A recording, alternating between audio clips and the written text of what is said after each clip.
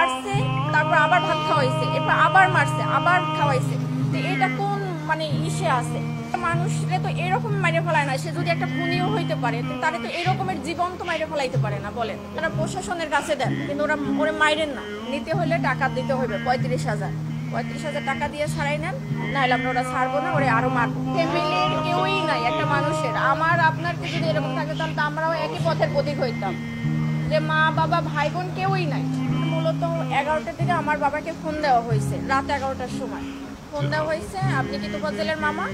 তখন আমার আব্বা ধরছে যে, তখন বলছে যে তোফাজ্জেল এরকমের আমরা ওরে আটকাইছি, এই হলে আছে এখানে, এখন ওকে মানে নিতে হলে টাকা দিতে হবে 35,000 টাকা দিয়ে ছাড়াই নেন, নাহলে আমরা ওরা ছাড়বো না, ওরে আরো মারবো। তখন আমার আব্বা বললো যে আমি তো গ্রামের বাড়িতে, আমি কিভাবে করবো। তখন আমার আব্বা আমাকে ফোন দিছে যে তুমি একটু কথা বলো, তোফাজ্জেল নাকি এরকমের মানে উনি ওর হলে এরকমের কথাবার্তা অসঙ্গতি পাইছে, এই জন্য ওরে ধরছে, ধইরা ওরে মারতেছে। তখন আমি ওই লোককে ফোন দিছি যে ভাই এরকম আমি তোফাজ্জেলের মামা তো বোন, ওরে কেন মারতেছে? তাও বলতেছে যে ও আমাদের হলে ঢুকছে বা করছে। তা আমি বলছি যে ভাই দেখেন ও পাগল মানুষ, ও যদি কোনো একটা অন্যায় করতে করে তাহলে আপনারা প্রশাসনের কাছে দেন, কিন্তু ওরা ওরে মাইরেন না। তখন বলে কি আপনি যে পাগল, কিন্তু ও তো ওর আচার আচরণের কথাবার্তা, একটা পাগলের মামার নাম্বার কেন মুখস্থ থাকবে? একটা পাগলের সে চাচাতো ভাইয়ের নাম্বার পর্যন্ত মুখস্থ থাকে, তাহলে সে কিভাবে পাগল হয়? আমি বলছি যে দেখেন ও অনেক মেধাবী ছিল, ওর মা বাবা ভাই বোন সবাই কেউই নাই বলতে গেলে। তো ও এই কারণে ওর ভাই লাস্ট গত বছর 15 রোজায় হলো লিভার ক্যান্সারে মারা গেছে। তো ওই ভাইয়া ও আগে মাথায় সমস্যা ছিল, ভাইয়া অনেক ডক্টর দেখাইছে, মানে আমার ফুপু মারা যাওয়ার পর থেকে ওর এই সমস্যাটা হয়েছিল।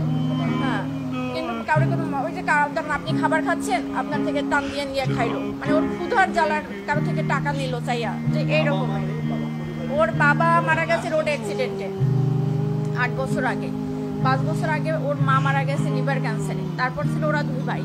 ওর ভাই হলো নাজিরপুরের থানার এসআই নাসির হোসেন। তখন উনি গত বছর মানে পহেলা রোজায় ধরা পড়ছে ক্যান্সার, উনি 15 রোজায় মারা গেছে। তো ওর ভাই মারা যাওয়ার পরে হইলো ও একদম রাস্তার উম্মত পাগল হয়ে গেছিল।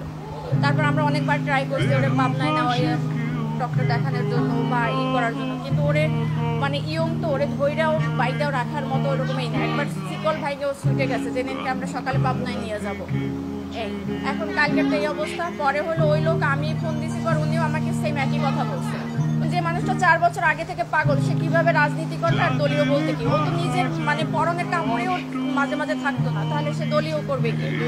মানুষরে তো এরকম মাইরে ফেলায় না, সে যদি একটা খুনিও হইতে পারে তারে তো এরকমের জীবন তো মাইরে ফেলাইতে পারে না বলেন। এটা কোন আইনে আছে আর কোথায় আছে? অবশ্যই চাই একদম মানে সঠিক, যে মারছে তার একদম মানে সেই সর্বোচ্চ মানে আইনের সর্বোচ্চ ব্যবস্থা নিতে হবে। কারণ ওর গার্জিয়ান নাই, সেই জন্য একটা মানুষ অসহায় মানুষরা তো এরকম মারতে পারে না, একটা কুকুরেও তো মারতে পারে না, এরকম মারতে মারিয়ে ফেলাইতে পারে না। সে মারছে, তারপর আবার ভাত খাওয়াইছে, এরপর আবার মারছে, আবার খাওয়াইছে। এটা কোন মানে ইসে আছে? সে যদি কোনো একটা অন্যায় করতে পারে বা ওরা কথার অসঙ্গতি দেখায় তো তারা সন্দেহ করছে, তাহলে তাকে থানায় দিয়ে দিত।